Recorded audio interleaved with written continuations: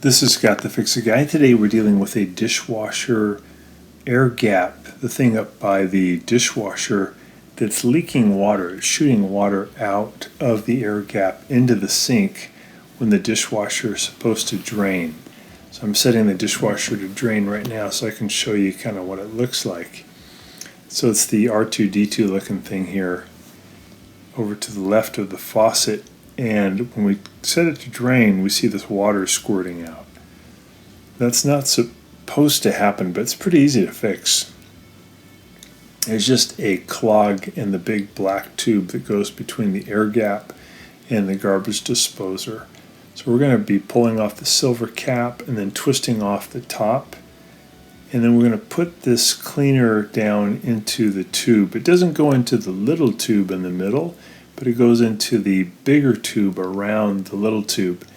And we're just going to work this bottle brush tool back and forth, and it's going inside that black tube and just getting out all the guck, all the food debris and greasy fat that builds up over time, kind of like arterial sclerosis in our arteries. So we're going to clean off the fat, and we're going to do that several times until we get all that junk out. You could also use a straightened coat hanger would work too. This tool is just a type of a bottle brush, and it's probably about 1.5 feet long, so that would be a good length. And again, I'm just cleaning it off each time and then putting it back through and running it back and forth, and it's cleaning more and more of the junk out of that black tube, and then water will be able to flow from the dishwasher through the air gap, through the black tube, into the disposer, and then everything will work fine again.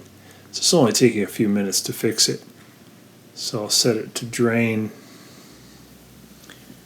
And I'm noticing I'm still getting a little bit of water. It's a little bit better, but that means I need to do it again. So I'll take the top off and I'll run that thing through a few more times.